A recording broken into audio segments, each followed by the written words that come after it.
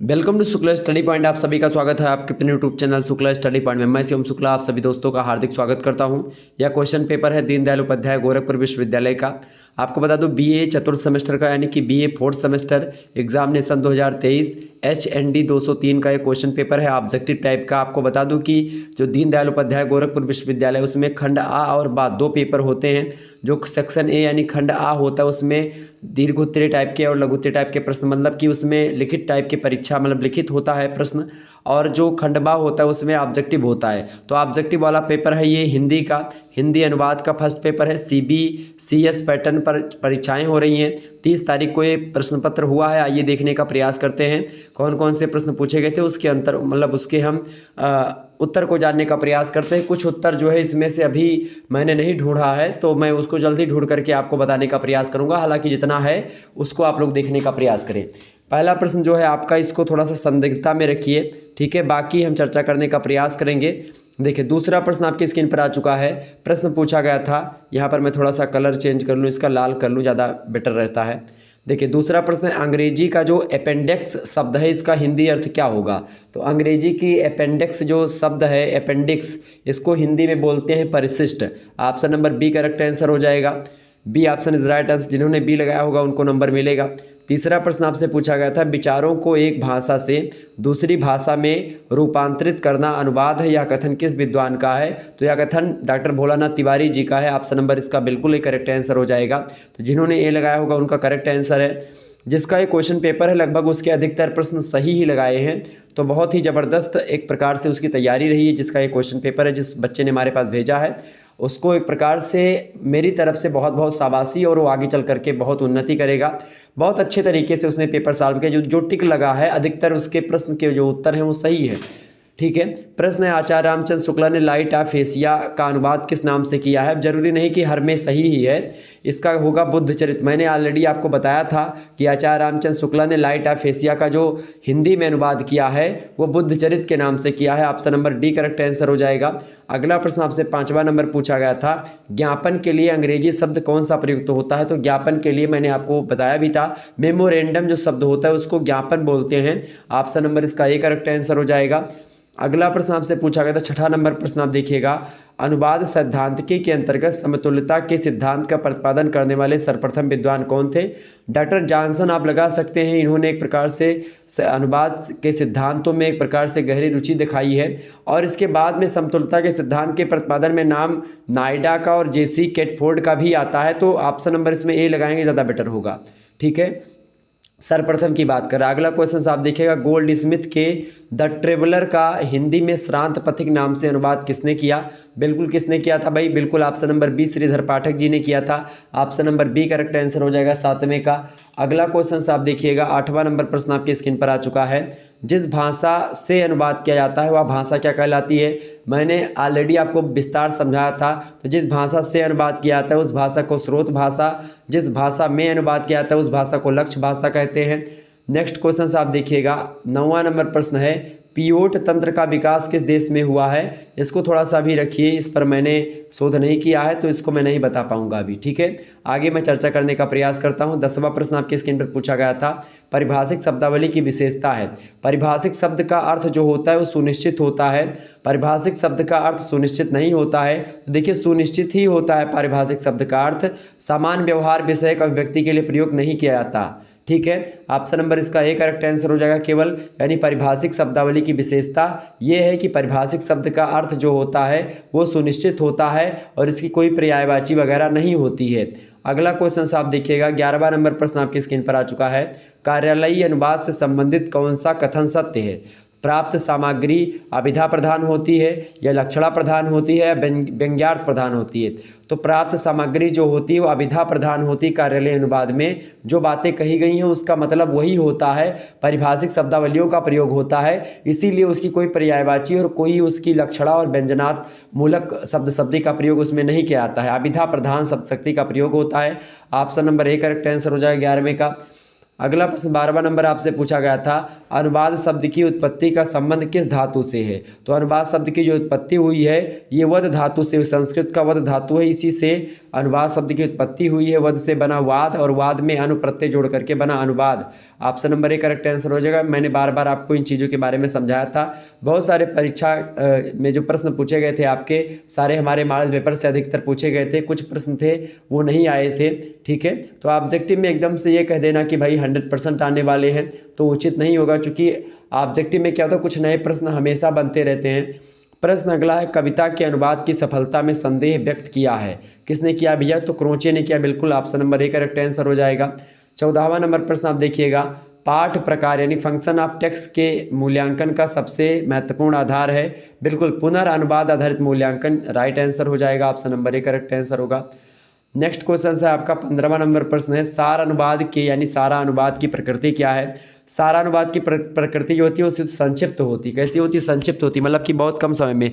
सार सार को गह दिए थोथा दिए उड़ाए, मतलब कहने का मतलब ये है कि बहुत कम शब्दों में बयां करना बातों को, बहुत मतलब सार सार का अनुवाद करना। जैसे कि उपन्यास है 300 पेज का है, उसको 10 पेज में लिख देना, तो उसी का अनुवाद कर देना, तो उसको बोलते हैं सार अनुवाद। ठीक है, सार अनुवाद जो होता है संक्षिप्त होता है। Option number A correct answer होगा।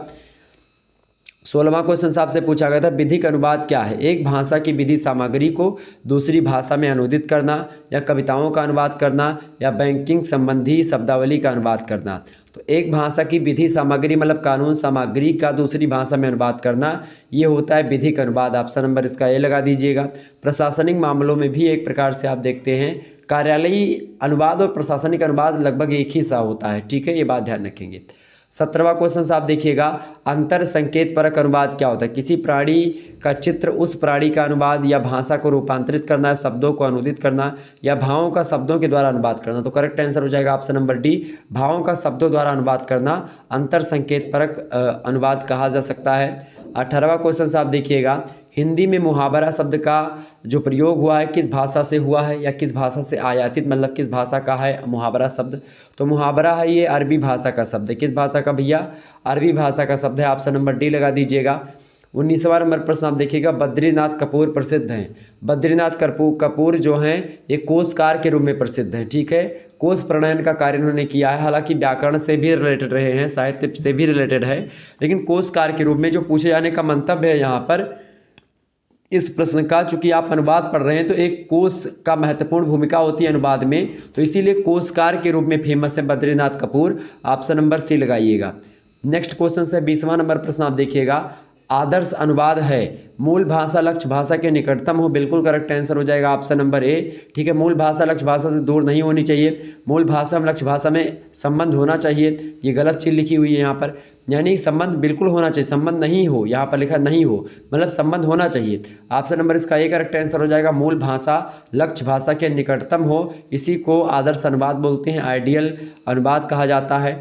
21वां प्रश्न आप देखिएगा, नाटक अनुवाद में सबसे बड़ी समस्या क्या होती है, बिल्कुल सांस्कृतिक परिवेश की समस्या होती है। Option number C correct answer हो जाएगा। 22 नंबर क्वेश्चन से हिंदी अंग्रेजी बैंकिंग शब्दावली का प्रकाशन किया गया, कब किया गया भाई, इसको थोड़ा सा रखिएगा, हालांकि 1960 हो सकता है इसका करेक्ट आंसर। ठीक है, चूंकि 1950 से ही हिंदी अंग्रेजी बैंकिंग शब्दावली का प्रकाशन हुआ है।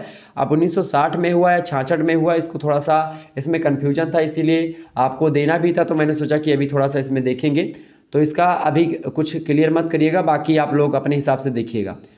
23वां प्रश्न आपके स्क्रीन पर पूछा गया, अनुवाद प्रक्रिया में पुनरीक्षण किस चरण में होता है। पुनरीक्षण अंतिम चरण होता है। पुनरीक्षण में क्या होता है, जो चीज़ें गलत होती है अनुवाद में उनको सही किया जाता है, वो होता है पुनरीक्षण। ठीक है, पुनरीक्षण के बारे में मैंने विस्तार से आपको समझाया भी था। 24 नंबर प्रश्न है, प्रिंसिपल्स ऑफ ट्रांसलेशन अनुवाद किस सिद्धांत पर, मतलब अनुवाद सिद्धांत पर पहली व्यवस्थित पुस्तक है, इसके लेखक कौन हैं। तो इसके लेखक हैं Alexander Fraser Tytler. Option number C correct answer हो जाएगा। अगला प्रश्न आप देखिएगा, 25वां नंबर प्रश्न है, तमिल तेलुगु मलयालम कन्नड़ ये किस भाषा परिवार से संबंधित है। तो द्रविड़ भाषा परिवार से रिलेटेड है। ऑप्शन नंबर इसका डी करेक्ट आंसर हो जाएगा। 26 नंबर प्रश्न आपके स्क्रीन पर आ चुका है, नगरीय प्रचारी सभा स्थित है कहाँ पर है, भाई काशी में यानी वाराणसी में स्थित है। Option number C correct answer हो जाएगा। 27 नंबर प्रश्न देखिएगा, हिंदी को राजभाषा कब घोषित किया गया। 14 सितंबर 1949 correct answer. Option number A correct answer हो जाएगा। हिंदी को राजभाषा घोषित किया गया 14 सितंबर 1949 को। 28 नंबर प्रश्न आपसे पूछा गया, भावानुवाद से तात्पर्य है। भावानुवाद का मतलब होता है भाव और विचार का अनुवाद करना। Option number A correct answer होगा। 29 नंबर प्रश्न आपसे पूछा गया है, वह अनुवाद जिसमें एक भाषा की प्रशासन संबंधी सामग्री को दूसरी भाषा में परिवर्तित किया जाता है, वह अनुवाद क्या कहलाता है? तो जिसमें एक भाषा की प्रशासन संबंधी सामग्री, इसको बोलते हैं कार्यालयीय अनुवाद। कार्यालयीय अनुवाद को ही प्रशासनिक अनुवाद कहते हैं, समझ लीजिए बात। क्योंकि हर एक कार्यालय में प्रशासन होता है, बिना प्रशासन के कार्यालय चलता नहीं है, तो कार्यालय को चलाने के लिए प्रशासन की आवश्यकता पड़ती है, तो इसीलिए कार्यालयीय अनुवाद को ही प्रशासनिक अनुवाद कहते हैं। तो प्रश्न क्या है, एक भाषा के प्रशासनिक या प्रशासन संबंधी सामग्री को दूसरी भाषा में परिवर्तित करना प्रशासनिक अनुवाद या कार्यालयीय अनुवाद कहलाता है। विधिक अनुवाद और कानूनी अनुवाद मतलब एक बात होती है, ठीक है। अगला प्रश्न 30वां नंबर प्रश्न है, अनुवाद को उर्दू में क्या कहा जाता है? तर्जुमा कहा था, मैंने आपको बताया भी था, तर्जुमा कहा जाता है अनुवाद को उर्दू भाषा के शब्द में, ठीक है। अगला क्वेश्चन आप देखिएगा, 31 नंबर प्रश्न आपकी स्क्रीन पर आ चुका है। प्रश्न है साहित्यतर, मतलब साहित्यतर साहित्य के बाद मतलब अनुवाद के अंतर्गत नहीं है। देखिए साहित्यतर अनुवाद में वैज्ञानिक या तकनीकी अनुवाद साहित्य का अनुवाद नहीं है, वाणिज्यिक अनुवाद साहित्य का अनुवाद नहीं है, या मानविकी और सामाजिक अनुवाद ये भी एक प्रकार साहित्य का अनुवाद नहीं है। तो आपसे यही पूछा जा रहा है कि कौन सा साहित्य का अनुवाद है? तो साहित्य का अनुवाद है, इसका मतलब है काव्य अनुवाद जो है साहित्य का अनुवाद है। साहित्यर मतलब होता है कि साहित्य के बाद का, या साहित्य का अनुवाद नहीं है इनमें से, समझ रहे हैं? मतलब साहित्य का अनुवाद है, इसके अंतर्गत नहीं आता साहित्यर। तो साहित्यर के अंतर्गत साहित्य उत्तर अनुवाद के अंतर्गत वैज्ञानिक अनुवाद ये सब आते हैं, वाणिज्यिक अनुवाद जो मतलब जो साहित्य से रिलेटेड नहीं है वो सब आते हैं साहित्योत्तर अनुवाद के अंतर्गत। जबकि अब काव्य अनुवाद है, साहित्य का ही अनुवाद है, इसीलिए ये इसके अंतर्गत नहीं आता है। 32 नंबर क्वेश्चन आप देखिएगा, अनुवाद आज व्यक्ति की सामाजिक आवश्यकता बन गया है। प्रसिद्ध वाक्य किसका है? तो ये किसका प्रसिद्ध वाक्य है भैया? प्रोफेसर जी गोपीनाथन का है, बिल्कुल इन्हीं का हो सकता है। Option number A correct answer हो जाएगा। नेक्स्ट क्वेश्चन आप देखिएगा, अगला नंबर प्रश्न आपकी स्क्रीन पर आ चुका है। प्रश्न है 33 नंबर, लक्ष्य भाषा के लिए अंग्रेजी में प्रयोग किया जाने वाला शब्द कौन सा है? टारगेट लैंग्वेज इसको बोलते हैं, ऑप्शन नंबर इसका ए करेक्ट आंसर हो जाएगा। सोर्स लैंग्वेज बोलते हैं स्रोत भाषा को। 34 नंबर क्वेश्चन से अंग्रेजी शब्द का जो शब्द है ये हॉनररी, हॉनररी का मतलब होता है मानदेय या माननीय, ऑप्शन नंबर इसका सी करेक्ट आंसर हो जाएगा। 35 नंबर क्वेश्चन से अंग्रेजी का शब्द जो है असिस्टेंट डायरेक्टर का हिंदी में क्या अर्थ होता? असिस्टेंट डायरेक्टर को बोलते हैं निदेशक और असिस्टेंट को बोलते हैं सहायक, option number C correct answer हो जाएगा, सहायक निर्देशक। अगला प्रश्न 36 नंबर क्वेश्चन देखिएगा, अंग्रेजी के एजेंडा का हिंदी अर्थ क्या होगा? एजेंडा को बोलते हैं कार्यसूची, क्या बोलते हैं? कार्यसूची। 36 का करेक्ट आंसर क्या हो जाएगा? बिल्कुल option number D is right answer. Next question आप देखिएगा, अंग्रेजी के स्क्रिप्ट शब्द का हिंदी मतलब क्या होता है? स्क्रिप्ट का मतलब होता है लिपि, ऑप्शन नंबर इसका सी करेक्ट आंसर हो जाएगा। नेक्स्ट क्वेश्चन आप देखिएगा, 38 नंबर प्रश्न है, अंग्रेजी के बिब्लियोग्राफी का हिंदी में क्या अर्थ होगा? बिब्लियोग्राफी का मतलब होता है ग्रंथ सूची, option number A correct answer हो जाएगा। इन सभी प्रश्नों को आप पढ़ लीजिएगा। 39 नंबर प्रश्न आपसे पूछा गया, रिक्त स्थान की पूर्ति करें। अनुवाद को मूल भाषा एवं डैश का पूर्ण ज्ञान होना चाहिए, किसका? लक्ष्य भाषा का। अनुवादक जो होता है उसको मूल भाषा और लक्ष्य भाषा इन दोनों का पूर्ण ज्ञान होना चाहिए, तभी अनुवाद सफल होगा। तो ऑप्शन नंबर इसका बी करेक्ट आंसर हो जाएगा। 40 नंबर प्रश्न आपसे पूछा गया था, बहुभाषिकता से तात्पर्य है? तो एक से अधिक भाषाओं का प्रयोग, इसका मतलब होता है बहुभाषिकता, option number A correct answer हो जाएगा। इस प्रकार से 40 क्वेश्चन आपसे पूछे गए थे दीनदयाल उपाध्याय गोरखपुर विश्वविद्यालय में, ठीक है। तो हिंदी अनुवाद यानी बीए चतुर्थ सेमेस्टर का क्वेश्चन पेपर है जो कि मैंने आपको सॉल्व करवा दिया। धन्यवाद, मिलते हैं फिर नेक्स्ट वीडियो में, तब तक के लिए जय हिंद जय भारत। आप सभी का बहुत बहुत धन्यवाद हमारे से जुड़ने के लिए। इसी प्रकार से अपना प्यार हमेशा बनाए रखिएगा, ठीक है। और ये इन प्रश्नों को आप ध्यान रखिएगा, क्योंकि और भी जिन यूनिवर्सिटी की परीक्षा में ऑब्जेक्टिव टाइप की परीक्षा होगी उनमें यही प्रश्न पूछे जाने वाले हैं। और एक विश्वविद्यालय का क्वेश्चन पेपर मैंने ऑलरेडी सॉल्व करवाया है, महाराजा महेंद्र प्रताप सिंह स्टेट यूनिवर्सिटी जो है, तो उसका भी क्वेश्चन पेपर जो सॉल्व करा उसको देख लीजिएगा, मॉडल पेपर दिया है उसको देख लीजिएगा। तो वही सबसे प्रश्न आने वाले हैं, लिखित मॉडल पेपर भी दिया है और 14 इंपॉर्टेंट टॉपिक्स की वीडियो भी मैंने दी, तो उसको भी देख लीजिएगा, आपके लिए वो सारी वीडियोज़ इंपॉर्टेंट है। धन्यवाद, मिलते हैं फिर next video. Good night all of you, बहुत बहुत धन्यवाद। गुड नाइट नहीं, गुड आफ्टरनून, धन्यवाद।